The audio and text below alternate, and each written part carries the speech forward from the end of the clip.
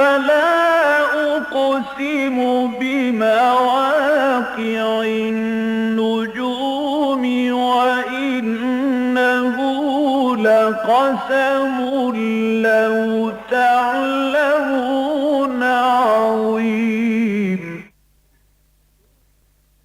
إنه لقرآن كريم في كتاب مكنون لا يمسه إلا المطهرون تنزيل من رب العالمين.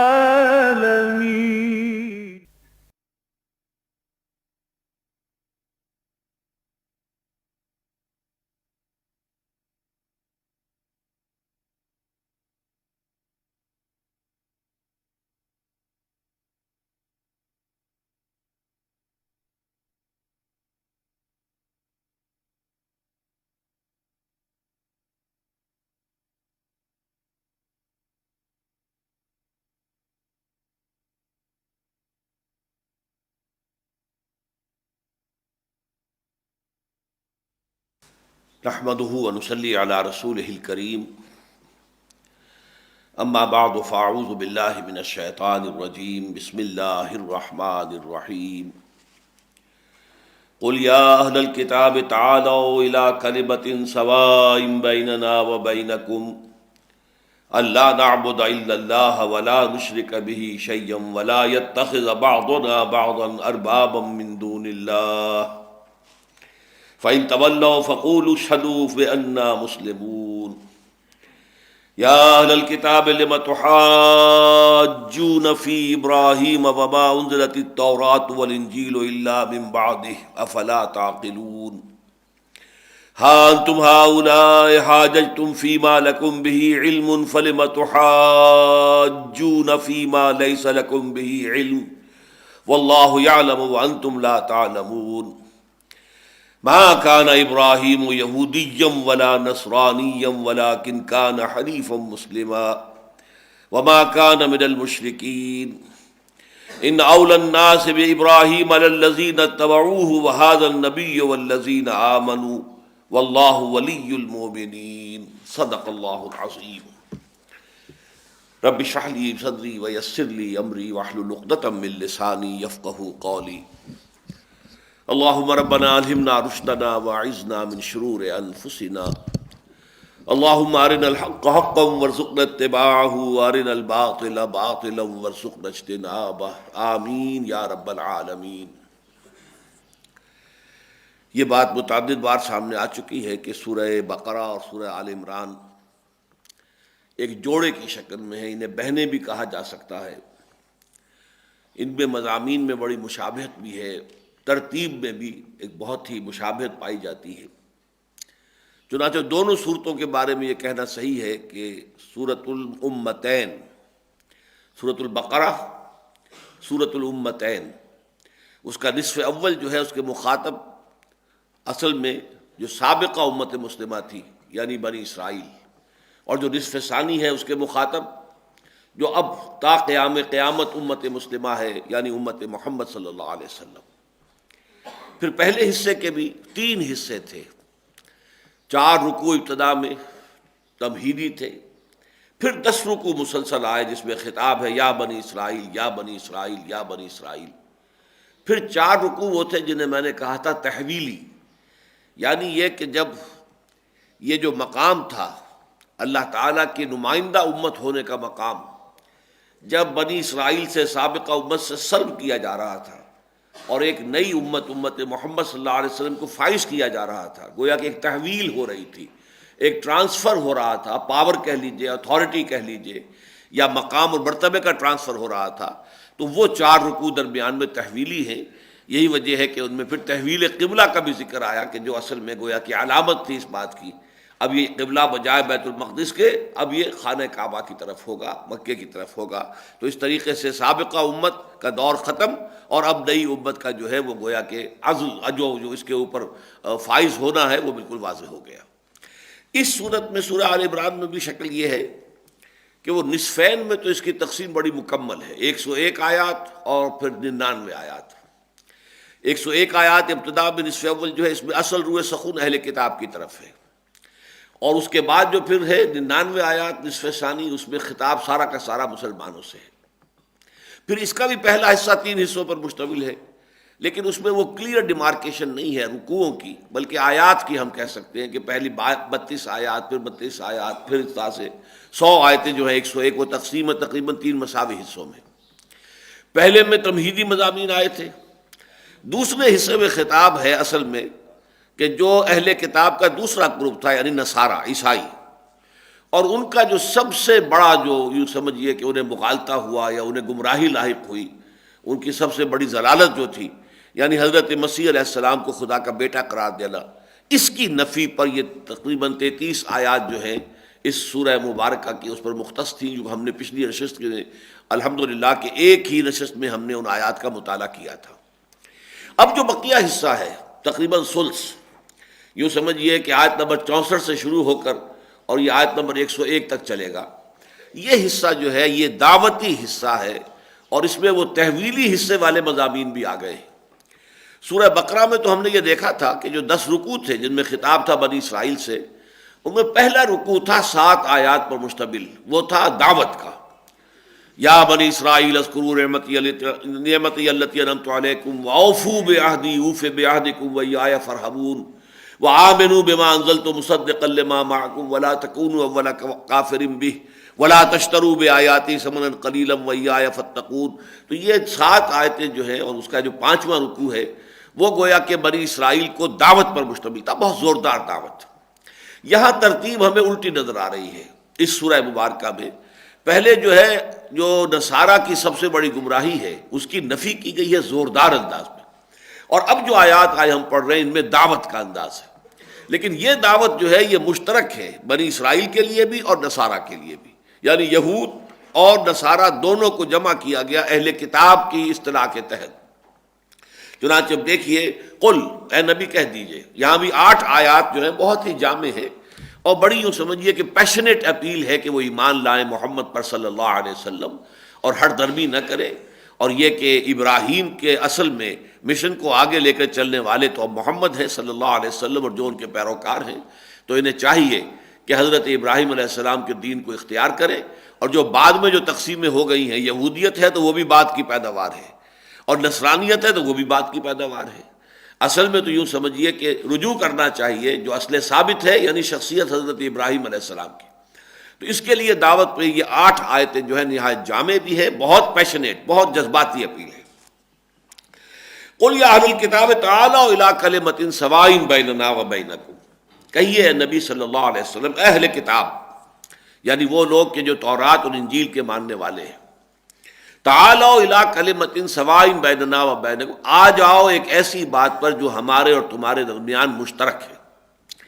یہ بات جو ہے حکمت تبلیغ کے اعتبار سے بڑی اہم ہے کہ آپ کو اگر کسی کو دعوت دینی ہے کسی معاملے میں، تو اس سے جو گفتگو کا آغاز ہے وہ ایسی بات سے ہونا چاہیے کہ جو مشترک ہو، جس کو وہ بھی مانتے ہوں، اس سے بات آگے بڑھائیے۔ جو مختلف فی معاملات ہیں، اگر گفتگو اس کے اوپر شروع وہاں سے کریں گے تو کبھی بھی اتفاق پیدا نہیں ہو سکے گا۔ جیسے آپ کو معلوم ہے ایک درخت ہے، اس کی جڑ کے اوپر سے تنا نکل رہا ہے، پھر شاخیں ہیں، پھر چھوٹی چھوٹی شاخیں ہو رہی ہیں۔ اب اگر آپ کو بات کرنی ہے اتحاد کی تو آپ کو جڑ کی طرف سے چلنا پڑے گا کہ اصل بات کیا تھی، اس کو سمجھو۔ تو مشترک دین کیا ہے وہ جان لو، اور مشترک شخصیت کون سی ہے، وہ ابراہیم ہے، اور اس میں ابراہیم کی کا جو دین تھا اور اس کے جو مشترک اساسات ہیں وہ کیا ہے، وہ یہ ہے جو اب آ رہی ہیں۔ قل یا اہل الکتاب تعالوا الی کلمۃ سواء بیننا وبینکم، کہہ دیجئے کتاب والو، آ جاؤ ایک ایسی بات پر ہم جمع ہو جائیں جو ہمارے اور تمہارے درمیان مشترک ہے۔ وہ کیا ہے؟ اللہ نعبد الا اللہ، نمبر 1 یہ کہ ہم اللہ کے سوا کسی اور کی غلامی اختیار نہ کریں۔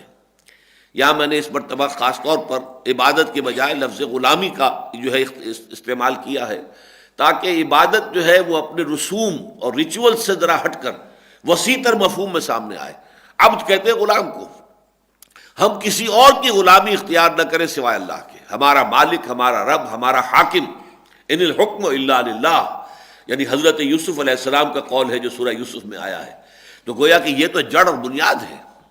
حضرت موسیٰ علیہ السلام نے جو کشاکش رکھی ہے اتنی طویل، تو وہ فرعون کے اس دعوے کے مقابلے میں تھی کہ میں ہوں انا ربکم الاعلی. نہیں، ہمارا حاکم حقیقی، ہمارا مالک ایک ہی ہے اور وہ اللہ ہے.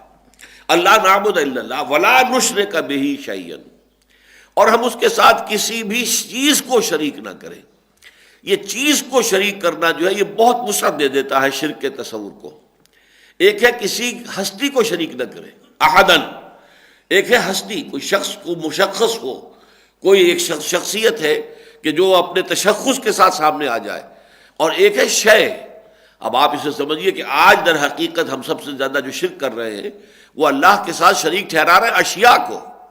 یہ چیزیں اور ان کے خواص، یہ میٹر اور میٹر کی پراپرٹیز، آج ان کو مساوی کر دیا گیا اللہ کے ساتھ. ساری امیدیں ان سے وابستہ ہیں. تمام مسائل جو وسائل و ذرائع ہیں مادی، توقع ہے تو ان سے ہے، اللہ کی ذات سے نہیں ہے. دار و مدار ہے تو اس سے ہے، خوف ہے تو اس کا ہے، اللہ کا نہیں ہے. یہ ساری چیزیں در حقیقت جو ہے وہ اشیاء کے ساتھ آ گئی. اب اشیاء کو گویا کہ اللہ کا ہم پلہ بنا دیا گیا ہے، مد مقابل بنا دیا گیا ہے. تو فرمایا اللہ نعبد الا اللہ. پہلی بات تو یہ کہ ہم غلامی اختیار نہ کریں سوائے اللہ کی کسی کی. ولا نشرک بہ شیئا، اور ہم کسی بھی شے کو اس کے ساتھ شریک نہ کریں. ولا یتخذ بعضنا بعضا اربابا من دون اللہ، اور یہ کہ ہم میں سے کوئی کسی دوسرے کو اللہ کے سوا رب نہ بنا لے. یہ ذرا باریک بات ہے کہ جو یہاں آئی ہے، اس لیے کہ یہ بات سورہ توبہ میں بھی جب آئی اس میں الفاظ آئے اہل کتاب کے بارے میں کہ اتخذوا احبارہم ورہبانہم اربابا من دون اللہ. ان لوگوں نے، یہود نے اور نصارہ نے، اپنے احبار یعنی علماء اور اپنے راہب یعنی صوفیاء، اللہ والے نیک لوگ، انہیں اللہ کے سوا رب بنا لیا ہے. تو اس پر حضرت عدی ابن حاتم رضی اللہ تعالی عنہ، یہ حاتم تائی جو بہت مشہور ہیں، سخی تھے بہت بڑے، ان کے بیٹے ہیں. اور یہ عیسائی تھا قبیلہ طے کا. تائی جو ہے طے قبیلہ طے عیسائی تھا. حاتم تائی عیسائی تھے، ان کے بیٹے یہ عدی یہ بھی عیسائی تھے. لیکن پھر جب یہ ایمان لے آئے اور اس کے بعد جب یہ آیت ان کے سامنے آئی کہ اتخذوا احبارہم ورہبانہم اربابا من دون اللہ، تو ان کے ذہن میں اشکال پیدا ہوا. حضور کی خدمت میں حاضر ہوئے حضرت عدی ابن حاتم رضی اللہ تعالیٰ عنہ کو. حضور یہ بات تو کچھ سمجھ میں نہیں آئی، میں عیسائی تھا یا میں یہودیوں سے بھی واقف ہوں، ہم نے کبھی علماء کو یا اپنے صوفیاء کو، اپنے درویشوں کو اللہ کے برابر کا درجہ تو نہیں دیا، انہیں رب تو نہیں مانا اللہ کے سوا. تو اب یہ اشکال ہے. اصل میں کس وجہ سے اشکال پیش آ رہا ہے؟ وہی جو محدود تصور ہے عبادت کا، کہ عبادت وہی ہے جس کے سامنے سجدہ کیا جائے، معبود وہی ہے جس کے سامنے ماتھا ٹیک دیا جائے، یا کوئی اور مراسم عبودیت بجا لایا جائے، یا ہاتھ باندھ کر اس کے سامنے کھڑا ہو جایا جائے، ڈنڈوت کی جائے، تو وہی ہے صرف معبود. نہیں، معبود در حقیقت وہ بھی ہے جس کو حاکم مطلق مانا جائے، جس کے بارے میں یہ مان لیا جائے کہ اس کا اختیار ہے، جس شے کو چاہے حلال قرار دے دے، جس شے کو چاہے حرام قرار دے دے. اس لیے کہ تحریم اور تحلیل کا اختیار اللہ کے سوا کسی کو نہیں ہے. جو کوئی بھی اختیار اپنے ہاتھ میں لیتا ہے گویا کہ وہ اپنے آپ کو اللہ کا مد مقابل قرار دیتا ہے. یہ ہے وہ توحید کا تصور جو ہے خاص طور پر اس دور میں آ کر، جیسے میں نے عرض کیا کہ ولا نشرک بہ شیئا، شیئا یہ جس طریقے سے آج وہ واضح ہوا ہے، موجودہ جو ہماری مادہ پرستانہ تہذیب ہے اور تمدن ہے، جس طرح یہ شیئا کا اللہ کے ساتھ مد مقابل بنا دیا جانا واضح ہوا ہے، اتنا پہلے کبھی واضح نہیں تھا. اسی طریقے پر اربابا من دون اللہ، یہ چیز جتنی آج واضح ہے کہ جو کلیم ٹو ساورنٹی ہے، وہ انسان کہتا ہے کہ میں خود ساورن ہوں، میں خود قوانین بناؤں گا. اور یہ کبھی تاریخ انسانیت کے اندر، پوری دنیا کی تاریخ میں اتنے وسیع پیمانے پر کبھی نہیں ہوا جتنے وسیع پیمانے پر آج ہو چکا ہے. یہ دجالی فتنے کا یوں سمجھیے کہ ظہور اول تھا. ظہور اول یہ تھا کہ سیاسی میدان میں آ کر اللہ تعالیٰ کو بے دخل کر دیا جائے. اللہ تعالیٰ کو تو جو معبد ہیں، جن کے اندر عبادت گاہیں جن کو ہم کہیں گے، مسجدیں ہیں یا اور سینیگوگز ہیں، چرچز ہیں، اللہ کو تو وہاں محدود کر دیجئے، بس اس کے اندر اس کی عبادت ہوگی. باہر کا سارا معاملہ جو ہے وہ ہم خود طے کریں گے، ہم خود فیصلہ کریں گے کیا صحیح ہے، کیا غلط ہے، کیا جائز ہے، کیا ناجائز ہے، کیا لازم ہے، کیا ممنوع ہے، کیا حرام ہے، کیا حلال، یہ طے کریں گے. یہ جس بڑے پیمانے پر دنیا میں یہ بغاوت اس دور میں ہوئی ہے کبھی نہیں ہوئی.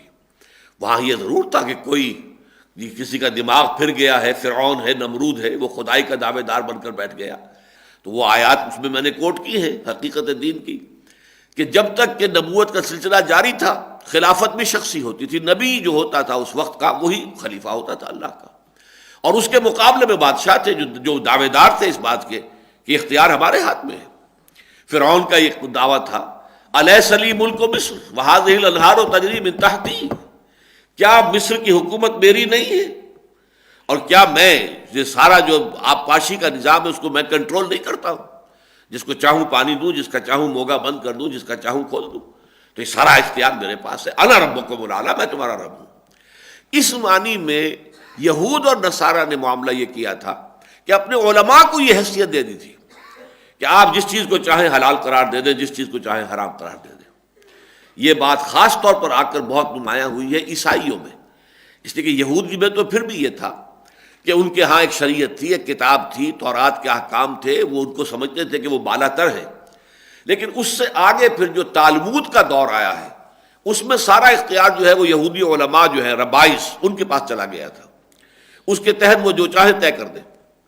جیسے کہ ابھی آگے چل کر انہی آیات میں اگلی مرتبہ ہم پڑھیں گے، انہوں نے یہ طے کر دیا کہ سود ایک یہودی دوسرے یہودی سے تو نہیں لے سکتا، حرام ہے، لیکن غیر یہودی سے لے سکتا.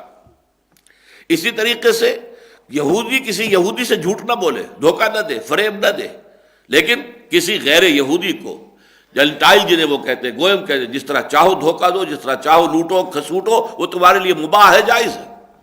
یہ مضمون اگلے درس میں انشاءاللہ تعالیٰ آ جائے گا. لیکن یہ ساری چیزیں ہوئی ہیں تالمود کے دور میں آ کر. یہ ایک نئی کتاب ہے جو انہوں نے مرتب کی ہے. ان کے ربائس جو تھے، ان کے علماء جو تھے، ان کے فتاوا سمجھیے، ان کے جو فیصلے تھے، اب وہ ہے کہ جو تالمود کے اندر ہے. تورات میں الحمدللہ ایسی کوئی بات نہیں ہے.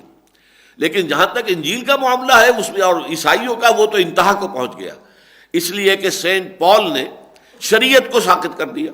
حضرت عیسیٰ تو یہ کہہ کر گئے تھے علیہ الصلوۃ والسلام کہ یہ مت سمجھنا کہ قانون موسوی ختم ہو گیا. Don't think I have come to destroy law. Law سے مراد ہے لا آف موسیس، موزائک لا. شریعت موسوی جو ہے علی صاحب الصلوۃ والسلام وہ ختم نہیں ہوئی ہے، وہ تم پر نافذ رہے گی، لاگو رہے گی، عائد رہے گی، تم اس کے پابند رہو گے. لیکن یہ کام کیا بعد میں سینٹ پال نے، شریعت منسوخ، اب شریعت لازم نہیں ہے. جب شریعت ختم ہو گئی اور شریعت موسوی جو ہے وہ عیسائیوں کے اوپر جو ہے اب وہ لاگو نہیں رہی، تو اس کا نتیجہ کیا نکلا؟ خلا پیدا ہو گیا. کیا کرے کیا نہ کرے ابھی کہاں سے معلوم کرے. اس خلا کو پر کیا پوپ نے. یہ پوپ فیصلہ کرے گا کیا جائز ہے، کیا ناجائز ہے، کیا صحیح ہے، کیا غلط ہے، کیا حلال ہے، کیا حرام ہے. تو پوپ جو ہے وہ رول کرتا تھا بائی ڈیکریز، فرمان آ گیا ہے پوپ کا. پوپ نے فلاں شے کو حرام قرار دے دیا ہے، پوپ نے فلاں شے کو جو ہے حلال قرار دے دیا ہے. یہ اختیار جب ان کے ہاتھ میں چلا گیا تو حضور نے حضرت عدی سے کہا کہ عدی کیا یہ بات صحیح نہیں ہے کہ یہ سارا اختیار تحلیل و تحریم کا جو ہے تمہارے علماء کے پاس چلا گیا تھا کہ جس چیز کو وہ چاہے حلال قرار دے دیں، جس چیز کو چاہے حرام قرار دے دیں. ان کا عرض کیا حضور ایسا تو ہے. فرمایا یہی تو رب ہے، یہ اختیار تو رب کا ہے. تحلیل اور تحریم جو ہے یہ اختیار مطلق صرف اللہ کا ہے. کسی شے کو حلال یا حرام قرار دینے کا اختیار کسی کو نہیں. اصلاً یہ اللہ کا ہے، یا یہ کہ اس میں اللہ کا رسول جو ہے جس کو کہ وحی خفی بھی آتی ہے، وحی جلی بھی آتی ہے، تو وحی خفی بھی ہوتی ہے، اس کے تحت وہ اس کے اندر ایکسٹینڈ کر سکتا ہے بعض چیزوں کو. جیسے کہ قرآن مجید نے یہ کہا کہ ایک شخص ایک وقت دو بہنوں کو، سگی بہنوں کو اپنے نکاح میں نہیں رکھ سکتا. حضور نے اس پر اضافہ کر دیا کہ خالہ اور بھانجی اور پھپھی اور بھتیجی بھی ایک وقت میں ایک نکاح میں جمع نہیں کیے جا سکتے. وہ قیاس ہے اس پر، اور یہ ہم یہ کہیں گے کہ اس میں حضور کو اللہ تعالیٰ نے جو وحی خفی کے ذریعے سے ہدایت دی تھی، حضور نے اس کے تحت اس میں اضافہ کر دیا. لیکن یہ کہ اصل شارع جو ہے وہ اللہ ہے، شریعت کا معین کرنے والا اللہ ہے، اس نے متعین کیا کیا حلال کیا حرام. اب میں یہاں پہ تھوڑی سی بات آپ کو بتا دوں کہ یہی معاملہ کہ جو پوپ کا تھا، اب یہ چونکہ قرآن حدیث میں یہ ایسی الفاظ آپ کو مل جاتے ہیں کہ کوئی گمراہی جو سابقہ امتوں میں ہوئی تھی، اے مسلمانوں تم بچے نہیں رہو گے، تم میں بھی وہ ساری گمراہیاں آ کر رہیں گی. چاہے یہ کہ وہ بہت بڑے پیمانے پر نہ آئیں، لیکن یہ کہ ثبوت ہمیں مل جاتا ہے. اس لیے کہ یہ جو اس وقت بہرحال وہ کہلاتے تو مسلمان ہی ہیں دنیا میں. جب بھی آپ سینسس کریں گے، جب گنتی کرتے ہیں مسلمانوں کی، تو یہ اسماعیلی جو ہیں یہ بھی مسلمان کہلاتے ہیں. اور اسماعیلی جو ہے ان کے ہاں عقیدہ یہی ہے. ان کا امام حاضر جو ہے مختار مطلق ہے، جس شے کو چاہے وہ حلال قرار دے دے، جس شے کو چاہے حرام قرار دے دے۔ جو یہ موجودہ امام ہے پرنس کریم آغا خان، اس کا جو دادا ہوتے تھے آغا خان، ان کا تو مشہور جملہ تھا کہ شراب حرام ہے، لیکن جیسے ہی وہ میرے ہونٹوں کو مس کرتی ہے وہ جائز ہو جاتی ہے۔ یہ اب ان کا اختیار ہے، اس کو سجدہ بھی کرتے ہیں۔ تو گویا کہ انہوں نے اتخذوا احبارهم ورهبانهم اربابا من دون اللہ، اس کو مسلمانوں میں سے بھی کچھ لوگوں نے، نام نہاد مسلمانوں نے باقاعدہ اسی شکل میں اختیار کیا، اور یہی وجہ ہے کہ ان کے ہاں شریعت ختم ہے۔ جو کام سینٹ پال نے کیا تھا وہی در حقیقت اسماعیلی جو مبلغین آئے ہندوستان میں انہوں نے کیا۔ سینٹ پال کے سامنے بھی مسئلہ یہ تھا کہ وہ یہ چاہتا تھا کہ عیسائیت کی تبلیغ بڑے پیمانے پر ہو، اور شریعت موسوی جو ہے وہ ہے بڑی سخت، اس کے احکام بہت سخت ہیں، لہٰذا آپ کسی کو کہیں کہ آپ فلاں دین اختیار کر لیجئے، اور وہ کیسا اتنے سخت احکام تو ہمارے بس کا روگ نہیں ہے، تو ان کا شریعت ساقط کر دو۔ شریعت ختم ہوئی، اب صرف عقیدہ ہے، صرف مسیح کو مان لینا ہے، بس اس کے بعد تمہاری نجات ہو جائے گی۔ تو ظاہر بات ہے کہ اس ایسے دین کو اختیار کرنا تو بہت آسان ہے، لہذا پھر بڑے پیمانے پر عیسائیت پھیلی۔ یہی کام جو یہ اسماعیلی مبلغین آئے، خاص طور پر ہندوستان میں یہ بامبے کا علاقہ اور گجرات کا علاقہ، کاٹھیا واڑ کا علاقہ، جہاں یہ اس وقت سب سے بڑا جو ہے، یوں سمجھیے کہ نصف صدی کے بعد سب سے بڑا جو ہے یہ ارتھ کویک آیا ہے، وہ وہی علاقہ ہے۔ اس علاقے میں جب یہ لوگ آئے مبلغین، اور انہوں نے یہاں کے مقامی ہندوؤں کو چاہا کہ وہ اسماعیلی ہو جائیں، وہ کہنے کو تو کہتے تھے مسلمان ہو جائیں، وہ تو اپنے آپ کو مسلمان کہتے تھے، جیسے قادیانی بھی جاتے ہیں دوسرے ممالک میں تو گویا کہ اسلام کی تبلیغ کر رہے ہوتے ہیں، حقیقت میں قادیانیت کی تبلیغ ہوتی ہے، لیکن عنوان اس کا اسلام کی تبلیغ ہوتا ہے۔ اسی طریقے سے ان اسماعیلیوں نے یہاں آ کر جب اسلام کی یعنی بظاہر اسلام کی، حقیقت میں اسماعیلیت کی تبلیغ کی، تو وہاں لوگوں کے لیے بڑا مشکل تھا۔ 5 وقت کی نمازیں، یہ تو بڑا کٹھن کام ہے، یہ زکوٰۃ اتنا رقم دے دینا، یہ بھی بڑی مشکل بات ہے، یہ سختیاں یہ تو ہم سے نہیں جھیلی جائیں گی۔ ان کا اچھا تم پر سے شریعت ساقط، بس تم مان لو، اللہ کو مان لو، محمد کو مان لو، علی کو مان لو۔ اچھا، اور علی کو ماننے میں بھی کیا؟ 10 اوتار، تم 9 اوتار تو خدا کے پہلے سے مانتے چلے آ رہے ہو، 9 اوتار، 10 اوتار، 10واں اوتار علی کو اور مان لو، بس اللہ خیر صلی اللہ۔ لہذا وہ بہت ایزی ہو گیا، اب اس پل کو سوالو کرنا، اب یہ گولی نگلنا جو آسان ہو گیا۔ لہذا یہاں پہ اسماعیلی جو ہے، اصل قوت جو ہے وہ یہاں پر اسی علاقے کے اندر ہندوستان میں اسماعیلیوں کی وجود میں آئی۔ تو یہ ہے اصل میں پس منظر۔ فرمایا قل یا اہل الکتاب تعالوا الی کلمۃ سواء بیننا وبینکم الا نعبد الا اللہ، نمبر 1، ولا نشرک بہ شیئا ولا یتخذ بعضنا بعضا اربابا من دون اللہ فإن تولوا، پھر اگر وہ روگردانی کرے، پیٹھ موڑ لیں، آپ کی بات ماننے سے انکار کریں اے نبی، فقولوا اشہدوا بأننا مسلمون، تو اے مسلمانوں تم کہہ دو، اعلان کر دو، اچھا تم گواہ رہو ہم تو اللہ کے فرما بردار ہیں، ہم نے تو یہ دین اختیار کیا ہے، ہمارے دین کے تو یہ 3 سیلینٹ فیچرز ہیں، ہم اللہ کے سوا کسی اور کی غلامی اختیار کرنے کو تیار نہیں، ہم اللہ کے ساتھ کسی ہستی کو، کسی شے کو شریک کرنے کو تیار نہیں، ہم تحلیل اور تحریم کا اختیار اللہ کے سوا کسی کو دینے کو تیار نہیں، ہمارے تو اصول یہ ہیں، اصول موضوعہ ہیں، یہ ہمارے ایگریڈ پرنسپلز ہیں۔ فَإِن تَوَلَّوْا فَقُولُوا اشْهَدُوا بِأَنَّا مُسْلِمُونَ، تو کہہ دو کہ ہم تو بس مسلمان ہیں، ہم نے تو فرما برداری کی راہ اختیار کر لی ہے۔ یا اہل الکتاب، جیسا کہ میں نے عرض کیا تھا، 3 چیزیں قدر مشترک اور ایک شخصیت قدر مشترک، خاص طور پر اس ماحول میں جبکہ یہ بنی اسماعیل میں سے حضور صلی اللہ علیہ وسلم کی بعثت ہوئی، اور حضرت موسیٰ بنی اسرائیل میں سے تھے، اسرائیل جو ہے حضرت یعقوب و حضرت ابراہیم کے پوتے تھے، ادھر حضرت اسماعیل جو ان کے بڑے بیٹے تھے ان کی نسل سے حضرت محمد ہے صلی اللہ علیہ وسلم۔ تو گویا کہ ان دونوں شاخوں کو اگر آپ پیچھے لے کر جائیں گے تو جو قدر مشترک بنے گی شخصیت، وہ حضرت ابراہیم کی ہے۔ یہی وجہ ہے سورہ بقرہ میں بھی ہم نے دیکھا تھا کہ 15ویں رکوع سے پھر حضرت ابراہیم کا ذکر شروع ہوا، وَإِذِ ابْتَلَىٰ إِبْرَاهِيمَ رَبُّهُ بِكَلِمَاتٍ فَأَتَمَّهُنَّ قَالَ إِنِّي جَاعِلُكَ لِلنَّاسِ إِمَامًا، وہ تعمیر کعبے کی جس طرح انہوں نے کی، کیا جذبات تھے، کیا دعائیں اس وقت وہ کر رہے تھے، اور اپنی امت میں سے، اپنی اولاد میں سے، اپنی نسل میں سے ایک امت مسلمہ کو برپا کرنے کی جو درخواست انہوں نے کی تھی، اس میں ایک رسول کی بعثت کی جو درخواست، یہ اسی کا ظہور ہے کہ جو محمد رسول اللہ صلی اللہ علیہ وسلم کی نبوت اور رسالت کی شکل میں سامنے آیا ہے۔ تو یہ گویا کہ قدر مشترک کے طور پر، اور پھر یہ کہ تحویل قبلہ، اس لیے کہ ظاہر بات ہے کہ ہیکل سلیمانی جو ہے وہ تو بنا ہے بعد میں، حضرت سلیمان علیہ السلام جو ہے وہ تو یوں سمجھیے کہ کم سے کم 1000 سال بعد ہے حضرت ابراہیم علیہ السلام کے. حضرت ابراہیم نے گھر بنایا، اگرچہ یہ گھر تو ہے اس سے بھی کہیں پرانا، یہ اس مضمون میں آ جائے گا ان اول بیت وضع للناس للذی ببکہ، چونکہ اب یہ مضامین ہیں جو دعوتی بھی ہیں تحویلی بھی ہیں، تو خانہ کعبہ کی تعمیر کا مضمون بھی ان آیات میں اب آئے گا کہ پہلا گھر جو اللہ تعالیٰ کی عبادت کے لیے تعمیر کیا گیا تھا وہ مکے میں ہے، لیکن بعد میں یہ بھی بنایا گیا تو انہوں نے اس کو اپنا قبلہ بنا لیا. حالانکہ اس سے پہلے بنی اسرائیل کا قبلہ بھی یہی خانہ کعبہ تھا، اس لیے کہ یہ ثابت کیا مولانا حمید الدین فرائی رحمۃ اللہ علیہ نے الرائے الصحیح فی من ہوا ذبیح، وہ ان کی عربی کتاب جس کا اردو میں ترجمہ بھی پھر ہم نے شائع کیا تھا، انہوں نے ثابت کیا ہے کہ ذبیح حضرت اسماعیل تھے، حضرت اسحاق نہیں تھے، جیسے کہ تورات والوں نے تحریف کر کے اس کے اندر رکھ دیا ہے. اسی طرح جب تک کہ یہ وجود میں نہیں آیا تھا، جب تک کہ یروشلم آباد نہیں ہوا، جب تک کہ یہاں ہیکل سلیمانی بنا نہیں، سوال یہ کہ اس وقت تک بنی اسرائیل کا قبلہ کون سا تھا؟ آخر 1000 برس تک بنی اسرائیل تو تھے، اس سے پہلے حضرت موسیٰ علیہ السلام آ چکے ہیں 400 سال قبل، تو آخر ان کا قبلہ کون سا تھا؟ وَاجْعَلُوا بُيُوتَكُمْ قِبْلَةً، اپنے گھروں کو قبلے رخ بناؤ. وہ قبلہ کون سا تھا؟ وہ قبلہ تھا اصل میں یہی خانہ کعبہ. لہذا ان کا جو خیمہ ہوتا تھا جسے وہ قربان گاہ کہتے تھے، جہاں کہیں بھی جاتے تھے وہ خیمہ ساتھ ہوتا تھا. جا کر سب سے پہلے وہ خیمہ، جیسے آپ کوئی مسجد کوئی آبادی اگر کوئی نئی آبادی بنانا چاہیں تو پہلے مسجد بنائیے، اس میں وہ مرکز بنے اس پورے کے پورے آبادی کا. تو جہاں جا کر یہ کیمپ لگاتے تھے پہلے وہ قربان گاہ کا جو خیمہ ہے پہلے اسے استادہ کرتے تھے، اس کے گرد پھر اپنے خیمے لگاتے تھے، اور اس کا رخ ہوتا تھا جنوب کی طرف، تاکہ جب کوئی قربانی پیش کرنے والا سامنے آتا تھا تو اس کا رخ ہوتا تھا قبلے کی طرف.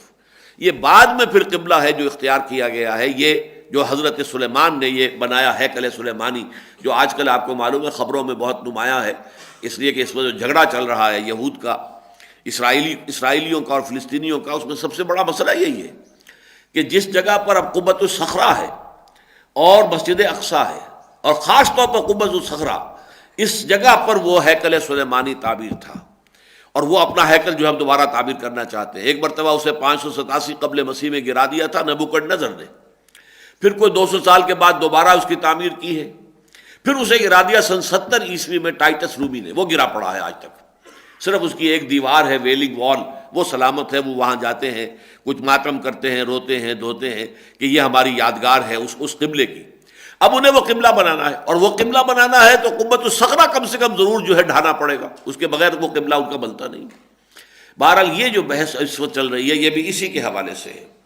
تو در حقیقت شخصیت جو ہے ابراہیم کی طرف اگر لوٹ جائیں تو حضرت ابراہیم کا بنایا ہوا گھر تو سب کے نزدیک جو ہے متفق ہے، وہ تو ہے مکے کے اندر ہے. فرمایا یا اہل الکتاب لما تحاجون فی ابراہیم، اے نبی ان سے کہیے اے کتاب والو تم کیوں ہم سے محاجہ کر رہے ہو. محاجہ حجت سے ہے، باب مفعلہ، محاججہ یعنی دلیل بازی، جس کو ہم کہیں گے کوئی اس وقت جو ہے مناظرہ ہو رہا ہو، محاجہ ہے. اور یہ کہ آپ بھی دلیل دے رہے ہیں، دوسرا فریق جو ہے آپ کی دلیل کو کاٹ کر اپنی دلیل پیش کر رہا ہے. جیسے کہ کئی دن تک وہ 70 جو عیسائی جو ہیں جن کا وفد آیا تھا نجران سے، وہ حضور کے ساتھ جو ہے گفت و شنید میں لگا رہا، اور وہ محاجہ جو ہے ہوتا رہا. بالآخر مباہلے کی نوبت آئی اور پھر وہ میدان چھوڑ کر بھاگ گئے. تو تم کیوں محاجہ کر رہے ہو، کیوں دلیل بازی کر رہے ہو ابراہیم کے بارے میں؟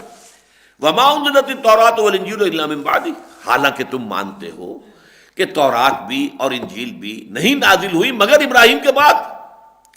یہ تو ابراہیم پوسٹ ابراہمک پیریڈ ہے. تورات نازل ہو رہی ہے تو 1400 قبل مسیح میں نازل ہو رہی ہے، کم سے کم 600 برس اس وقت بیت چکے تھے حضرت ابراہیم علیہ السلام. حضرت ابراہیم کے 600 یا 500 برس کے بعد تورات آ رہی ہے، پھر اس تورات کے 1400 برس کے بعد پھر انجیل آ رہی ہے. تو یہ تو بہت بعد کی باتیں ہیں. اور ابراہیم ظاہر بات ہے کہ آپ نے تورات سے شروع کیا ہے وہ دین جس کو اب آپ کہتے ہیں یہودیت، اور انجیل سے شروع کیا ہے وہ دین جسے اب آپ کہتے ہیں نصرانیت. تو یہ دونوں دین جو ہے یہ تو بہت بعد کی پیداوار ہیں. آؤ کہ ہم جمع ہو جائیں ابراہیم کی شخصیت کے اوپر. لما تحاجون فی ابراہیم وما انزلت التوراۃ والانجیل الا من بعدہ افلا تعقلون، تو کیا تم عقل سے کام نہیں لیتے؟ یہ بالکل ایسے ہی ہے جیسے ہمارے ہاں فرض کیجئے کہ کوئی بہت زبردست قسم کے جو مقلدین ہیں وہ ایک دوسرے کے مقابلے میں آ جائیں کہ یہ حنفیت یا شافعیت، اور ان سے کہا جائے اللہ کے بندو، بھلے لوگو، بھلے مانسو، حنفیت اور شافعیت دونوں بعد کی پیداوار ہے. محمد رسول اللہ نہ حنفی تھے نہ شافعی تھے. صحابہ نہ حنفی تھے نہ شافعی تھے. یہ سارا معاملہ تو بعد کا ہے، تم نے اس کے اوپر اتنی شدت کیوں اختیار کر لی؟ ٹھیک ہے، اختلاف ہے، اختلاف رائے ہے، دونوں ہمارے بزرگ ہیں، امام ابو حنیفہ امام اعظم، پھر یہ کہ امام شافعی جو ہے بہت بڑی شخصیت ہے، بہت اونچی شخصیت ہے. اصول فقہ پر ان کی پہلی کتاب کتاب الام آج تک مانی جاتی ہے. واقعہ یہ ہے کہ وہ حرف آخر ہے اس پر، کتاب الام. اتنی بڑی عظیم شخصیت، معمولی شخصیت تو نہیں. پھر امام مالک ہیں جو امام دار الہجرہ ہے، مدینے ہی میں رہے ہیں اور مدینے میں وہ درس حدیث دیتے رہے حضور صلی اللہ علیہ وسلم کے متصل بعد. تو اس حوالے سے ان سب کو مانو، اور اصل میں تو ہمیں ماننا ہے، پیروی کرنی ہے اللہ کی اور اس کے رسول کی صلی اللہ علیہ وسلم. آخر امام ابو حنیفہ بھی یہی کہتے ہیں کہ اگر میرا کوئی قول تمہیں اس کے خلاف اگر حدیث رسول صحیح مستند مل جائے اس کے خلاف، تو میرے قول کو دیوار پر دے مارو، اس لیے کہ حدیث رسول کے مقابلے میں تو کسی کا قول کھڑا نہیں رہ سکتا. اس حوالے سے ٹھیک ہے، آراء بن گئی ہیں، مختلف فقہ مرتب ہو گئی ہیں. آپ اگر کسی ایک فقہ کو مینلی فالو کر رہے ہیں تو بھی کوئی حرام بات نہیں ہے، اس لیے کہ وہ بھی در حقیقت مستنبط ہے کتاب و سنت سے. لیکن اس میں وہ سختی کہ گویا کہ بس حق صرف حنفیت ہے یا حق صرف مالکیت ہے یا حق صرف جو ہے وہ شافعیت، یہ بات غلط ہے. تو بالکل اسی طرح کہا جا رہا ہے وَمَا أُنزِلَتِ التَّوْرَاةُ وَالْإِنجِيلُ إِلَّا مِن بَعْدِهِ، تورات اور انجیل تو نہیں نازل ہوئی مگر ابراہیم کے بعد. افلا تعقلون، تو کیا تم عقل سے کام نہیں لیتے؟ ہاں انتم ہؤلاء حاججتم فیما لکم بہ علم، دیکھو تم وہ لوگ ہو جنہوں نے بہت کچھ حجت بازی کی ہے ان چیزوں کے بارے میں جن کے بارے میں تمہارے پاس کچھ علم ہے. فَلِمَ تُحَاجُّونَ فِيمَا لَيْسَ لَكُمْ بِهِ عِلْمٌ، تو تم ان چیزوں کے بارے میں کیوں محاجہ کر رہے ہو، کیوں حجت بازی کر رہے ہو، کیوں دلیل بازی سے کام لے جس کے بارے میں تمہارے پاس کوئی علم ہی نہیں ہے. ابراہیم در حقیقت ان کا دین کیا تھا؟ ابراہیم کے صحف کہاں ہیں؟ تمہارے پاس بھی نہیں ہے. صحف ابراہیم و موسیٰ، تم صحف موسیٰ تو لیے پھر رہے ہو، دی 5 بکس جن کو کہتے ہیں، یہ اولڈ ٹیسٹامنٹ کی پرانی پہلی 5 کتابیں، وہ صحف ابراہیم کہاں ہیں؟ وہ تو کہیں دنیا میں نہیں ہے. اس حوالے سے جن چیزوں کا کہ کوئی علم تمہارے پاس نہیں، جس کے لیے کوئی بنیاد تمہارے پاس نہیں، جس کے لیے کوئی سند تمہارے پاس نہیں، ان کے بارے میں کیوں جھگڑتے ہو؟ ما کان ابراہیم یہودیا ولا نصرانیا. اب یہ ظاہر بات ہے اس پوری بحث میں سے جس سے کوئی شخص انکار نہیں کر سکتا، جیسا کہ میں نے ابھی عرض کیا کہ محمد الرسول اللہ صلی اللہ علیہ وسلم نہ حنفی تھے، نہ مالکی تھے، نہ شافعی تھے، نہ حنبلی تھے، بلکہ ہم یہ بھی کہہ سکتے نہ سنی تھے اور نہ شیعہ تھے، کچھ بھی نہیں تھے. یہ تو سب چیزیں بعد کی پیداوار ہے، ساری تقسیمیں بعد میں ہوئی ہیں. اسی طریقے سے بات کہی جا رہی ہے ما کان ابراہیم یہودیا ولا نصرانیا ولکن کان حنیفا مسلما. ابراہیم تو نہ تو یہودی تھے نہ نصرانی تھے، بلکہ وہ تھے یکسو مسلم، فرما بردار، اللہ کے بندے، اللہ کی اطاعت کرنے والے، یکسو ہو کر، حنیفا، کوئی بھی اس میں آلائش. آپ کو معلوم ہے یہ لفظ بار بار حضرت ابراہیم کے لیے آتا ہے کہ وہ ما کان من المشرکین، ہرگز کسی بھی نوعیت کا شرک جو ہے، کسی بھی درجے کا، کسی بھی اعتبار سے اس کی کوئی آلائش جو ہے حضرت ابراہیم علیہ السلام کی شخصیت میں نہیں تھی. تو حنیفا مسلما وما کان من المشرکین، اور یقیناً وہ مشرکین میں سے بھی نہیں تھے. لہذا تمہاری تقسیمیں ہیں، اس لیے کہ یہ اصل میں تقسیم اس وقت عرب میں تھی. 3 گروہ موجود تھے، یہودی موجود تھے، 3 قبیلے تو آپ کو معلوم ہے کہ مدینے میں موجود تھے، پھر شمال میں خیبر میں ان کی بڑی بڑی گڑھیاں تھیں، بڑے قلعے تھے، بڑی آبادی تھی. اسی طرح یہودی عیسائی موجود تھے، نجران میں عیسائیوں کی بڑی آبادیاں تھیں، ان کی اپنی ایک گویا کہ سمجھیے کہ حکومت تھی مقامی طور پر. پھر مشرکین تھے. لہذا ان تینوں سے، تینوں گروہوں سے بلندتر شخصیت ہے ابراہیم کی علیہ الصلوۃ والسلام. ما کان ابراہیم یہودیا ولا نصرانیا ولکن کان حنیفا مسلما وما کان من المشرکین. ان اول الناس بابراہیم الذین اتبعوہ. اب دیکھیے یہاں پھر وہی اصول ہے کہ پہلے وہ بات کیجئے کہ جس سے انکار آپ کا مخاطب کر ہی نہ سکے. پہلی بات تو یہ ہے کہ یقیناً ابراہیم سے قریب ترین تعلق رکھنے والے لوگ تو وہی ہوں گے جو ان کی پیروی کرتے ہو. اب ایک شخص جو ہے وہ اپنے جد امجد پدرم سلطان بود، لیکن اس کے راستے پر وہ چل ہی نہیں رہا. باپ کا علم نہ بیٹے کو اگر ازبر ہو، پھر پسر لائق میراث پدر کیوں کرو؟ اگر تو تم اپنے ان کے ابراہیم کے پیروکار ہوتے، ابراہیم کے راستے پر چل رہے ہوتے، تب تو تمہیں کلیم کرنے کا حق حاصل تھا. لیکن یہ کہ تم نے تو صرف یہ کہ نسلی تعلق جو ہے ابراہیم سے، اس کو اپنی فضیلت کی بنیاد بنایا ہوا ہے. تو فرمایا ان اول الناس، اولا یہ ولی سے، ولی یہ تو صفت مشبہ ہو گیا، اور اولا افعل کے وزن پر، اکبر، اعظم، سب سے بڑا ولی، سب سے زیادہ قربت رکھنے والا ابراہیم کے ساتھ تو وہی ہوگا کہ جو اس کی پیروی کرتا ہو۔ ان اول الناس بابراہیم الذین اتبعوہ، اور وہ کون ہیں؟ وہذا النبی والذین آمنوا، وہ تو ہیں یہ نبی صلی اللہ علیہ وسلم، محمد صلی اللہ علیہ وسلم، وہ ہے کہ جو اصل پیروکار ہیں، جو ابراہیم کے راستے کو مضبوطی کے ساتھ تھامنے والے ہیں۔ ملت ابراہیم حنیفہ وما کان من المشرکین۔ سورہ حج جو ہے وہ چونکہ ہجرت سے متصلا قبل نازل ہوئی ہے، بلکہ اس کی بعض آیات جو ہیں وہ اثناء سفر ہجرت میں نازل ہوئی ہیں، لہذا وہاں پر آپ نے دیکھا کہ وہ جو آخری آیت ہے سورہ حج کی، وجاہدوا فی اللہ حق جہادہ هو اجتباکم وما جعل علیکم فی الدین من حرج ملت ابیکم ابراہیم هو سماکم المسلمین من قبل وفی ھذا۔ تو یہ ابراہیم جو ہے ان کے طریقے پر، وہ تو ہے محمد صلی اللہ علیہ وسلم والذین آمنوا، اور وہ لوگ جو ان پر ایمان لائے، جو محمد پر ایمان لائے صلی اللہ علیہ وسلم۔ واللہ ولی المؤمنین، اور اللہ یقیناً ولی ہے صاحب ایمان لوگوں کا، ان کا مددگار ہے، ان کا پشت پناہ ہے، ان کا حمایتی ہے، ان کا ساتھی ہے، ان کی حفاظت کرنے والا ہے۔ واللہ ولی المؤمنین۔ اب اس کے بعد کتاب کا رخ ہے جو مسلمانوں کی طرف ہے کہ مسلمانوں یہ لوگ تلے ہوئے ہیں تمہیں گمراہ کرنے پر، اور مسلمانوں میں سے بھی یہاں خاص طور پر مراد اوس اور خزرج کے لوگ ہیں۔ یہ لوگ چونکہ مدینے ہی میں رہتے تھے، مدینے میں یہودی موجود تھے، یہود میں علماء تھے، ان کے مفتی حضرات ہوتے تھے، ان کے پاس کتاب تھی، شریعت تھی، ان کے ہاں قاضی معین تھے، تو وہ گویا کہ یوں سمجھیے کہ زیادہ سویلائزڈ وہ لوگ جو ہیں، ان کے اندر تمدن زیادہ تھا، تو اس حوالے سے یہ لوگ مرعوب تھے، اوس اور خزرج۔ اگرچہ ویسے قوت ان کی زیادہ تھی، سیاسی طور پر جو ہے وہ غالب تھے یہودیوں کے اوپر، اور یہودیوں کے اوپر زیادہ طاقتور تھے، لیکن یہ کہ تمدنی اعتبار سے، تہذیبی اعتبار سے مرعوب تھے ان سے، لہذا انہوں نے پورا ایڑی چوٹی کا زور لگایا ہوا تھا کہ یہ اوس اور خزرج میں سے جو لوگ ایمان لے آئے ہیں محمد پر صلی اللہ علیہ وسلم، انہیں واپس ریکلیم کریں اور انہیں واپس ان کے اپنے آبائی دین کی طرف لے جائیں۔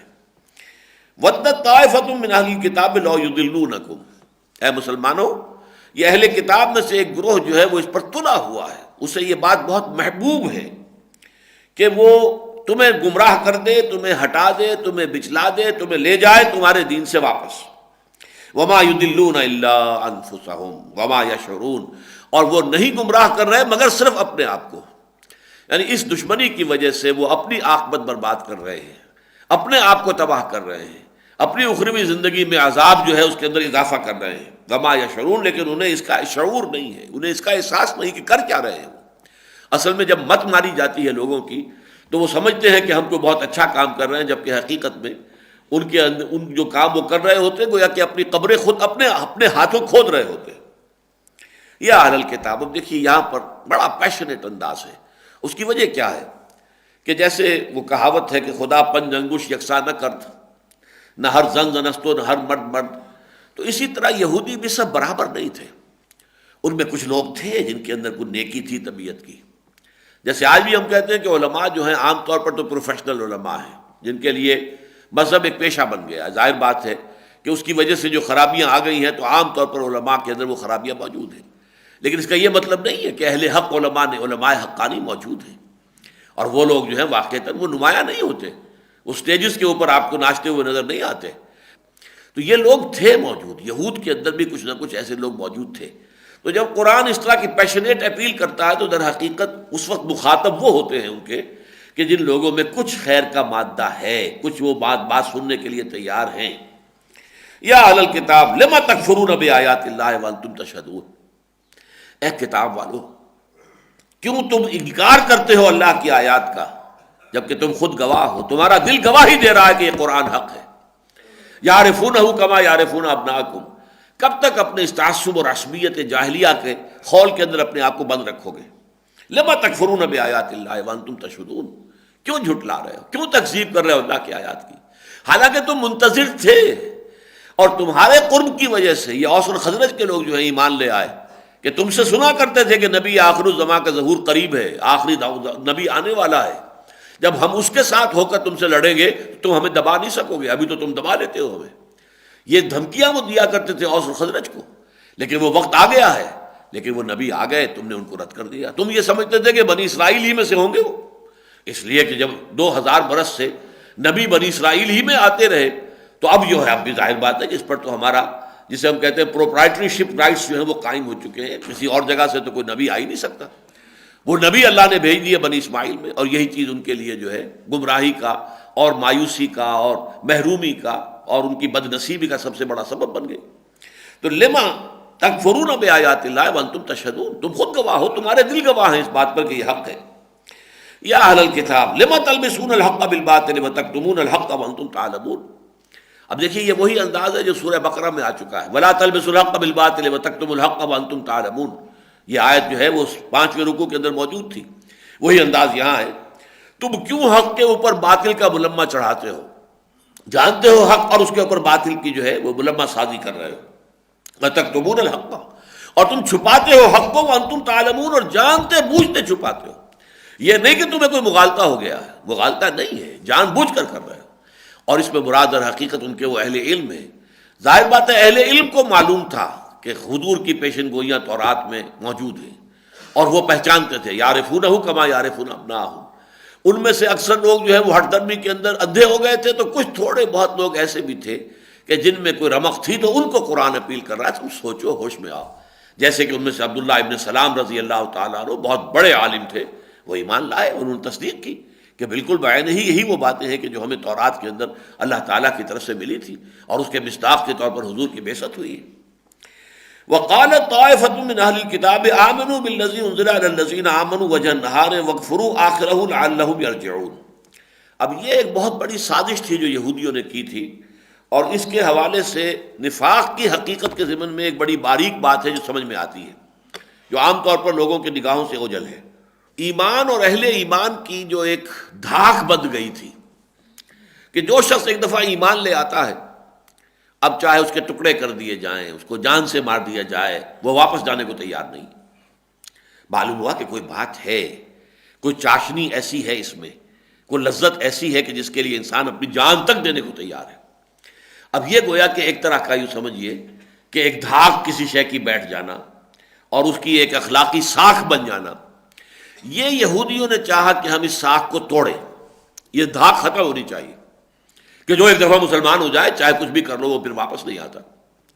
تو انہوں نے سازش کی کہ ایسے کرو، ہم میں سے کچھ لوگ صبح کے وقت ایمان کا اعلان کر دیں گے کہ ہم ایمان لائے محمد پر صلی اللہ علیہ وسلم، اور پھر ہم سارا دن حضور کی صحبت میں گزاریں گے، اور شام کو کہہ دیں کہ بھائی ہم نے تو دور کے ڈھول سہانے تھے، ہم نے سمجھا تھا کہ واقعی کوئی اچھی شخصیت ہے، اونچی شخصیت ہے، ہم نے تو قریب آ کر دیکھ لیا کچھ نہیں ہے، تو بوگس آدمی ہے معاذ اللہ، لہذا انکار کر دو اور واپس چلے جاؤ. تاکہ کچھ نہ کچھ لوگ ضرور سوچنے پر مجبور ہو جائیں گے کہ اچھے بھلے لوگ تھے، بڑے اہتمام کے ساتھ آئے تھے، سارا دن حضور کی صحبت میں رہے ہیں، بھائی کچھ نہ کچھ تو دیکھا ہی ہوگا نا. یہ انسان کی ایک کمزوری ہے کہ وہ کسی بری بات کو قبول کرنے کے لیے ذہناً زیادہ آمادہ ہوتا ہے. کچھ نہ کچھ تو دیکھا ہوگا نا، کوئی بات تو ایسی ان کے علم میں آئی ہوگی جس کی وجہ سے کہ یہ چھوڑ کر چلے گئے. لہذا وہ جو ایک اخلاقی ساکھ بن گئی تھی اس کو دھکا پہنچے. یہ ہے وہ در حقیقت سازش جس کا ذکر یہاں ہو رہا ہے. اور اس سے جو حقیقت نفاق کا جو اصل مسئلہ سمجھ میں آتا ہے وہ یہ ہے، یہ لوگ جو ہیں یہ نیتاً منافق تھے ابتدا ہی سے. یعنی اگر انہوں نے کلمہ طیبہ ادا کیا اور اپنے مومن ہونے کا اعلان کیا تو انہیں خود بھی معلوم تھا کہ ہم یہ دھوکہ دینے کے لیے کر رہے ہیں، ہم واقعتاً ایمان نہیں لا رہے. لہذا کوئی ایک منٹ کیا ایک سیکنڈ بھی ان پر ایمان کی کیفیت آئی ہی نہیں. یہ شعوری منافق تھے. ویسے یہ کہ اگر اسی عرصے کے دوران ان میں سے کسی کا انتقال ہو جاتا تو بہرحال اسے مسلمانوں کی طرح دفنایا جاتا، کفنایا جاتا، مسلمان مانا جاتا، اس کی نماز جنازہ پڑھی جاتی. لیکن یہ کہ حقیقت کے اعتبار سے وہ خود جانتے تھے کہ ہم تو کافر کے کافر ہیں، ہم تو اسلام لائے نہیں. وَهُمْ دَخَلُوا بِالْكُفْرِ وَهُمْ دَخَلُوا خَرَجُوا بھی اس کے ساتھ ہی نکل گئے، آئے بھی تھے کفر کے ساتھ، نکل بھی گئے کفر کے ساتھ. اس کے برعکس معاملہ ایسے لوگوں کا تھا. جو منافقین مدینہ کا جو مین بلک ہے وہ ایسے لوگوں پر مشتمل تھا جو ایمان تو لائے تھے خلوص کے ساتھ، دھوکہ دینے کے لیے نہیں. لیکن اس کے بعد جب انہوں نے دیکھا کہ ایمان تو بڑا سخت مطالبے کر رہا ہے، پیسے لاؤ، جان لے کر میدان میں حاضر ہو جاؤ، یہ بڑی کڑی شرائط ہے، یہ پوری نہیں ہو سکتی. یعنی ان میں جس کو ہم کہتے ہیں ول پاور، قوت ارادی مضبوط نہیں تھی. یا ایمان اتنا گہرا نہیں تھا تو صحیح لیکن گہرا نہیں تھا کہ جس کی بنا پر وہ ہر شے کی قربانی دینے کو تیار ہو جائے. تو پھر وہ رفتہ رفتہ پیچھے قدم ہٹاتے تھے. پہلے کوئی جھوٹے بہانے بنانے شروع کیے، اس سے بچ گئے. پھر دیکھا کہ اب بار بار بہانے ہم بناتے ہیں تو لوگ ہنستے ہیں، تو قسم کھانی شروع کی. خدا کی قسم ایسی بات ہے، آپ خام خواہ سمجھ رہے ہیں، مجھ پر شک کر رہے ہیں، واقعی میری بیوی بڑی شدید بیمار ہے، واقعتاً میرے لیے جانا ممکن نہیں ہے جنگ پر، وغیرہ وغیرہ قسمیں کھانی. اتخذوا ایمانہم جنۃ فصدوا عن سبیل اللہ، انہوں نے اپنی قسموں کو ڈھال بنا لیا ہے اللہ کے راستے سے رکنے کے لیے. پھر اس سے بھی اگلی سٹیج وہ آئی کہ پھر ان کے اندر ایک بغض اور دشمنی پیدا ہو گئی. ایک اندر سے اندر ہی اندر یہ بھی کہ کیا مصیبت ہم نے اپنے گلے میں ڈال لی اسلام جو ہے، لیکن اب چھوڑنے کو بھی تیار نہیں، اس لیے کہ پورا قبیلہ ایمان لا چکا ہے. اب اگر ایمان سے اب نکلتے ہیں تو گویا کہ اپنے تمام رشتہ داریوں کو چھوڑیں، اپنے تمام قبیلے والوں سے تعلق منقطع کریں. یہ وہ لوگ تھے کہ جو منافقین کا مین بلک تھے. وہ نہیں تھے کہ جن کا آغاز ہی کفر سے ہوا ہو. البتہ یہ بھی ایک نفاق کی شکل ہے کہ جس کا آغاز بھی کفر سے، اختتام بھی کفر پر، اور ہر لہجہ کفر ہے، اور شعوری طور پر انہیں معلوم ہے کہ ہم کافر ہیں، ہم مسلمان نہیں. اس کو آج اگر ہم دیکھیں گے تو یہ ایسا ہی ہے کہ جیسے کوئی ہندو جو ہے، اور یہ واقعات آپ نے اخبارات میں پڑھے ہوں گے کہ ہندو جاسوس آتے ہیں اور وہ ظاہر بات ہے اپنی ختنہ بھی کرا کے آتے ہیں، اور نماز یاد کر کے آتے ہیں، داڑیاں رکھ کر آتے ہیں، اور وہ ہمارے بالکل جو بارڈر کے ولیجز ہیں ان میں آ کر امام مسجد لگ گئے اور وہاں پہ وہ امامت بھی کر رہے ہیں اور ساتھ ہی جاسوسی کر رہے ہیں. ان کے ہاں وہ آلات موجود ہیں جس کے ذریعے سے وہ نقل و حرکت، ہماری جو بھی فوج کی نقل و حرکت ہے اس کی اطلاع دیتے رہے. اب ظاہر بات ہے انہیں بھی معلوم ہے کہ ہم اسلام نہیں لائے، ہم نے اگر ختنہ بھی کرائی ہے اور اگر ہم نے داڑھی بھی رکھی ہے تو سب دھوکہ دینے کے لیے. وہ تو جاسوسی کا جو مقصد ہے پورا کرنے کے لیے اپنے آپ کو، اپنے لیے یہ کور ہم نے استعمال کیا ہے.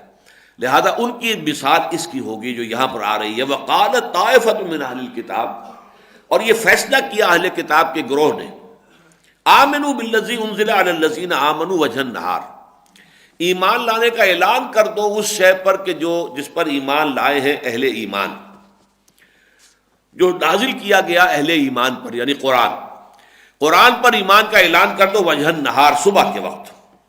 وَاکْفُرُوا آخِرَہُ، اور اس دن کے آخری حصے میں کفر کا اعلان کر دو. لعلہم یرجعون، شاید کہ یہ بھی لوٹیں کچھ نہ کچھ. اندر جا کر ہم جب باہر آئیں گے ایک دو کو شاید کھینچ کر لے آئیں اپنے ساتھ، کچھ لوگوں کو جو ہے ان کے دلوں میں اپنے لیے نرم گوشہ پیدا کر لے اور پھر وہ بھی ہمارے ساتھ باہر نکل آئیں. ورنہ یہ کہ کم سے کم ایک تذبذب میں، ایک وسوسے میں، ایک شک و شبہ میں تو مبتلا ہو ہی جائیں گے کہ آخر کوئی بات تو ہوگی. یہ لوگ جو تھے بڑے عالم لوگ تھے، بڑے سمجھدار لوگ تھے، انہوں نے اتنی بڑی قربانی کی، اتنا بڑا اثار کیا، حضور پر ایمان لائے، اپنے تمام مقام اور مرتبہ و منصب کو تج دیا، لیکن کوئی نہ کوئی بات تو دیکھی ہوگی بھائی کہ جس کی وجہ سے یہ لوگ جو ہے واپس چلے گئے. تو اس سے وہ دغدغہ اور وسوسہ جو ہے لوگوں کے دلوں میں پیدا کر دیا جائے. وَلَا تُؤْمِنُوا إِلَّا لِمَن تَبِعَ دِينَكُمْ، لیکن ہرگز ایمان مت لاؤ مگر اسی پر، اسی شخص کی، مت بات مانو مگر اس کی کہ جو تمہارے دین کی پیروی کرے. یعنی ایسا دیکھو، ہوشیار رہنا کہیں ایسا نہ ہو کہ اس عمل کے دوران بھی کوئی چھوت لگ جائے تمہیں اور واقعی وہاں سے جو حق ہے کوئی وہ تمہارے اوپر اثر انداز ہو جائے. تم اگر حضور کی صحبت میں بیٹھو تو ایسا نہ ہو کہ حضور کی صحبت جو ہے اس کے کوئی اثرات بھی قبول کر لو.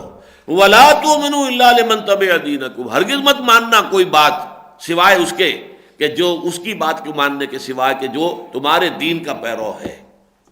یہ ان کی سازش تھی کہ ہم ہرگز مانیں گے نہیں، دل سے نہیں مانیں گے، نہ ذہناً تسلیم کریں گے، البتہ صرف یہ کہ اس دھاک کو ختم کرنے کے لیے، یہ جو ساکھ بن گئی ہے مسلمانوں کی اور ایمان کی، اس کو ختم کرنے کے لیے یا کمزور کرنے کے لیے ہمیں یہ چال چلنی ہے. لیکن ہمیں بات کسی کی نہیں ماننی ہے سوائے ان کے کہ جو ہمارے دین کی پیروی کرے. قل ان الہدی ھدی اللہ ان یؤتی احد مثل ما اوتیتم او یحاجوکم عند ربہم. اس مقام پر ذرا ایک مشکل مقام ہے تفسیری اعتبار سے. اس کو یوں سمجھ لیجئے کہ جملہ تو چلے گا وَلَا تُؤْمِنُوا إِلَّا لِمَن تَبِعَ دِينَكُمْ أَن يُؤْتَى أَحَدٌ مِثْلُ مَا أُوتِيتُمْ أَوْ يُحَاجُّوكُمْ عِندَ رَبِّكُمْ. لیکن بیچ میں اللہ تعالیٰ کی طرف سے ان کے اس قول کے اوپر اللہ کی طرف سے تبصرہ بہت سخت ہو گیا ہے. قل ان الہدی ھدی اللہ، اے نبی کہہ دیجئے ہدایت تو اللہ کی ہدایت ہے، تم کو ہدایت کے اجارہ دار نہیں ہو. تم نے جو طے کر لیا ہے کہ مانیں گے صرف اسی کی بات جو ہمارے دین کی پیروی کرے گا، اس کا مطلب ہے تم اجارہ دار بن گئے ہو اللہ کی ہدایت کے. قل ان الہدی ھدی اللہ، ہدایت تو اصل میں اللہ کی ہدایت ہے. آگے پھر انہی کا قول آ رہا ہے ان یؤتا احد مثل ما اوتیتم، مبادا ایسا ہو کہ تم کسی کو وہ مقام و مرتبہ مل جائے جو تمہیں دیا گیا ہے۔ اللہ نے تمہیں مقام دیا ہے، تمہیں مرتبہ دیا ہے، تمہیں کتاب دی ہے، تمہیں تورات دی ہے، اللہ کا فضل و کرم تم پر ہوا ہے، تم میں سینکڑوں نبی آئے ہیں، مبادا کسی اور کو یہی فضیلت حاصل ہو جائے، کہیں محمد اور ان کے ماننے والے صلی اللہ علیہ وسلم وہ تم سے آگے نہ نکل جائیں ان چیزوں کے اندر، اگر تم نے ان کی بات کو ماننا شروع کر دیا۔ او یحاجوکم عند ربکم، یا اگر تم نے کوئی بات ان کی تسلیم کر لی تو پھر اس کی بنیاد پر اللہ کے ہاں تمہارے خلاف حجت قائم نہ کرے کہ دیکھو تم نے مان لیا تھا۔ کبھی بھی زبان سے ایسا لفظ بھی نہ نکلنے پائے جس کی کوئی وہ بنیاد بنا کر ہمارے خلاف ہم پر الزام قائم کر سکیں، ہمارے خلاف حجت قائم کر سکیں۔ قل ان الفضل بید اللہ، کہہ دیجئے اے نبی فضیلت اللہ ہی کے ہاتھ میں ہے، فضل کل کا کل اللہ تعالیٰ کے اختیار میں، ید اللہ اللہ کے ہاتھ میں، اللہ کے اختیار میں ہے، یؤتی ہے من یشاء، وہ دیتا ہے جس کو چاہتا ہے، یہ اس کا اختیار مطلق ہے، اس کا اپنا چوائس ہے، وہ جس کو بھی منتخب کرتا ہے۔ واللہ واسع علیم، اللہ تعالیٰ بہت وسعت رکھنے والا ہے اور جاننے والا ہے، یعنی اس کے فضل کے خزانے محدود نہیں ہیں۔ اگر اللہ نے کسی کو فضل عطا کیا تم بھی مانگو اللہ سے، واسألوا اللہ من فضلہ، اللہ سے اس کے فضل کا سوال کرو، اللہ تمہیں کسی اور اعتبار سے اللہ تعالیٰ فضیلت عطا کر دے گا۔ لیکن یہ حسد میں مبتلا ہو جانا، ایک تو یہ کیفیت ہوتی ہے کہ کسی کو اللہ نے کوئی خیر دیا اور آپ حسد کی آگ میں جل رہے، آپ چاہتے ہیں اللہ اس سے سلب کر لے اور آپ کو دے دے، یہ حسد ہے، یہ حرام ہے، بہت بڑا گناہ ہے۔ لیکن اگر کسی کے اندر آپ نے دیکھا کہ اللہ نے اس پر بڑا کرم کیا ہے، بڑا فضل کیا ہے، اس کی بنا پر آپ دعا کریں اللہ اے اللہ مجھے بھی عطا فرما دے، اس میں کوئی حرج نہیں ہے۔ اگر وہ شے نہیں تو اللہ کوئی اور شے عطا کر دے گا، جس کی مثال ہم پچھلے درس میں دیکھ چکے ہیں کہ حضرت زکریا علیہ السلام نے جب دیکھا کہ حضرت مریم پر اللہ تعالیٰ کی کتنی نعمتیں ہیں، کتنا فضل ہے، اس کو کیسی کوئی دانائی اور حکمت عطا کر دی ہے، یا بے موسم کے پھل اس کے پاس چلے آ رہے ہیں، غیب سے اللہ تعالیٰ کی طرف سے رزق دیا جا رہا ہے، تو اس فضل کا ادراک کر کے اور اس کا مشاہدہ کر کے فوراً دعا کی، ہنالک دعا زکریا ربہ، انہوں نے بھی فوراً اللہ تعالیٰ سے دعا کی پروردگار مجھے کو ایسی ہی دیکھ کوئی اولاد عطا فرما دے، اس میں کوئی حرج نہیں۔ لیکن آپ یہ کہیں کہ کسی سے وہ خیر سلب ہو جائے اور ہمیں مل جائے، یہ ہے حسد کہ جو حرام ہے، اور یہ بہت بڑا جرم ہے اخلاقی اعتبار سے۔ تو اللہ کا فضل بہت وسیع ہے، واسع، اس کے فضل کے خزانے جو ہے محدود نہیں ہیں، علیم بھی ہے، وہ جانتا ہے کون اس کے فضل کا حقدار ہے، کون اس کے فضل کا اصل قدردان بن سکے گا، کون اس کے فضل کی قدر جو ہے وہ کر سکے گا، یہ اللہ تعالیٰ کے علم میں ہے۔ لہذا ظاہر بات ہے جیسے کہ حضرت مسیح علیہ السلام کا ایک واعظ جو ہے وہ نقل ہوا ہے، میں نہیں کہہ سکتا صحیح ہے یا اس کے اندر کوئی تحریف ہوئی ہے، کہ اپنے بچوں کے حصے کی روٹی کتوں کے آگے مت پھینکو، یعنی یہ کہ یہ بھی دیکھ کر تعلیم دینی چاہیے کہ کوئی کسی شے کا اہل بھی ہے یا نہیں۔ اگر آپ نے حکمت کے موتی بکھیر دیے نااہلوں کے سامنے تو وہ اس کو بھی بگاڑیں گے، خراب کریں گے، یا اس سے کوئی اور برائی حاصل کریں گے، تو اہل کو دیکھ کر تعلیم دینی چاہیے کہ جو واقعتاً اس تعلیم کا اہل ہو۔ تو فرمایا واللہ واسع علیم یختص برحمتہ من یشاء، وہ اپنی رحمت کے لیے مختص کر لیتا ہے جس کو چاہتا ہے، یہ اس کا اختیار ہے۔ اب دیکھیے یہی ہم نے پڑھا تھا ان اللہ اصطفیٰ آدم و نوحا وآل ابراہیم وآل عمران علی العالمین، اللہ نے آدم کو، نوح کو، آل ابراہیم، آل عمران کو پسند کر لیا، اللہ کا چوائس ہے، اور اس چوائس کو آپ کوشچن نہیں کر سکتے، وہ پسند ہے، اپنی پسند ہے، پسند کے اعتبار سے اللہ جس چیز کو چاہتا ہے پسند کر لیتا ہے۔ اسی طرح اللہ تعالیٰ اپنی رحمت کے لیے یختص برحمتہ من یشاء، اور سب سے بڑی رحمت اللہ کی نبوت ہے، رسالت ہے، ہدایت ہے، تو اللہ تعالیٰ جس کو چاہتا ہے اس کے لیے مختص کر لیتا ہے۔ واللہ ذو الفضل العظیم، اور اللہ تعالیٰ بہت بڑے فضل والا ہے، اس کے فضل کے خزانے اتھاہ ہیں۔ ومن اہل الکتاب، جو بات میں نے آج ابھی کہی تھی، دیکھیے اس کی دلیل اب آگے آ رہی ہے کہ تمام اہل کتاب ایک جیسے نہیں تھے۔ ومن اہل الکتاب من ان تامنہ بقنطار یؤدہ الیک، ان اہل کتاب میں ایسے لوگ بھی موجود ہیں، ایسے نیک سرشت لوگ کہ اگر تم ان کو ان کے پاس امانت رکھواؤ ڈھیروں مال، وہ واپس کر دیں گے، کوئی اس میں کمی نہیں کریں گے، کوئی خیانت نہیں کریں گے، کوئی بے ایمانی نہیں کریں گے، بلکہ وہ امانت کو امانت سمجھتے ہوئے تمہیں واپس ادا کر دیں گے۔ وَمِنْهُمْ مَنْ إِنْ تَأْمَنْهُ بِدِينَارٍ لَا يُؤَدِّهِ إِلَيْكَ إِلَّا مَا دُمْتَ عَلَيْهِ قَائِمًا، اور ان میں ایسے بھی ہیں کہ جن کے پاس اگر ایک دینار بھی تم امانت رکھوا دو تو وہ ہرگز واپس نہیں کرے گا اس کو، الا یہ کہ تم اس کے سر پر سوار ہو کر کھڑے ہو جاؤ، سر پر سوار ہو کر تو اپنا وہ 1 دینار اس سے واپس نکلوا سکو گے، ورنہ وہ اپنی دلی رغبت کے ساتھ، اپنی دلی آمادگی کے ساتھ وہ 1 دینار کی امانت جو ہے وہ بھی واپس کرنے کو تیار نہیں ہوگا۔ اب یہ دیکھیے 2 انتہائیں بیان کر دی گئی ہیں، اور یہ بھی حکمت تبلیغ جو ہے، حکمت دعوت و تبلیغ کا اہم نقطہ ہے۔ آپ کا جو مخالف ہے اس میں بھی اگر کوئی خیر ہے، اس خیر کو تسلیم کیجیے، تاکہ وہ لوگ سمجھیں کہ یہ عدل اور انصاف کے علمبردار ہے۔ یہ ایسا نہیں ہے کہ ہمیں جو ہے ہول سیل ریجیکٹ کر رہے ہوں، بلکہ مان رہے ہیں۔ ہمارے ہاں اگر ہمارے اندر کوئی خیر ہے تو اس خیر کو تسلیم کرتے ہیں، گویا کہ یہ حق پرست ہے۔ اگر آپ کے ہمارے عام طور پر یہ ہوتا ہے یا ٹوٹل ریجیکشن، یا تو کسی شخص کے محبت میں اتنے مبتلا ہوئے کہ اس کی کوئی خامی، کوئی اس کی کمی جو ہے وہ سرے سے نگاہوں سے اوجھل ہو گئی، اور یا کسی کے بغض میں اور دشمنی میں اتنے شدید ہو گئے کہ اب اس میں کوئی خیر آپ کو نظر نہیں آ رہا۔ یہ دونوں انتہائیں ہوتی ہیں، شخصیتی اعتبار سے بھی اور قومی اعتبار سے بھی اس مرض سے بچنا چاہیے۔ تو ومن اہل الکتاب من ان تامنوا بقنطار یؤدہ الیک ومنہم من ان تامنوا بدینار لا یؤدہ الیک الا ما دمت علیہ قائما ذالک، اور یہ کیوں ہے؟ یہ اس لیے ہے بأنہم قالوا لیس علینا فی الامیین سبیل، کہ انہوں نے یہ بات گھڑ لی ہے، یہ تورات کی شے نہیں ہے، یہ جیسا کہ میں نے عرض کیا تھا یہ تالمود میں ان کے ربائس جو ہیں ان کے فتاوا میں آ کر یہ چیز شامل ہو گئی ہے کہ لیس علینا فی الامیین سبیل، ہم پر کوئی گرفت نہیں ہو سکتی امیین کے بارے میں۔ امیین سے مراد کون تھے؟ جن کے یہود کے ہاں 2 اصطلاحیں ہیں، دی گوئمس اینڈ دی جنٹائلس۔ یہود کا فلسفہ اب یہ بن گیا ہے جو تالمودک ایرا ہے اس میں آ کر کہ اصل انسان تو صرف یہودی ہے، باقی جتنے انسان ہیں وہ انسان نما حیوان ہیں، وہ گوئمز بھی کہتے ہیں اور جنٹائلز بھی کہتے ہیں۔ یہ گوئمز اور جنٹائلز کو استعمال کرنا، ایکسپلائٹ کرنا، ان کو لوٹنا، ان کو کھسوٹنا، ان کو دھوکہ دینا، فریب سے، چوری سے، ڈاکے سے، سود سے، جس طریقے سے بھی ہو ان کے مال کو ہتھیانا، یہ ہمارا حق ہے، اس پر ہم پر کوئی گرفت نہیں ہوگی، اللہ کوئی باس پرس نہیں کرے گا۔ ہاں یہودی کے ساتھ ہم نہیں کر سکتے، نہ یہودی سے ہم سود لے سکتے ہیں، نہ یہودی سے جھوٹ بول سکتے ہیں، نہ یہودی کو دھوکہ دے سکتے ہیں، نہ یہودی کا مال چوری کر سکتے ہیں۔ یہودی کے لیے تو تمام قواعد وہی رہیں گے جو تورات کے ہیں، لیکن غیر یہودی انسانوں کے لیے ہمارے اوپر کوئی بندش نہیں، کوئی پابندی نہیں۔ لیس علینا فی الامیین سبیل ویقولون علی اللہ الکذب وہم یعلمون، اور یہ سب کچھ وہ اللہ تعالیٰ کی طرف اس کو منسوب کر رہے ہیں، جانتے بوجھتے ہوئے جھوٹ منسوب کر رہے ہیں۔ اللہ نے یہ بات ان سے نہیں کہی، تورات میں یہ بات نہیں تھی، یہ تالمود میں بعد میں ان کے ربانی جو ہے ربائز انہوں نے یہ چیزیں شامل کی ہیں، لیکن یہ کہ اللہ تعالیٰ کی طرف اس کی نسبت کرنا ایک صریح جھوٹ اور بہتان ہے۔ بارک اللہ لی ولکم فی القرآن العظیم ونفعنی وإیاکم بالآیات والذکر الحکیم۔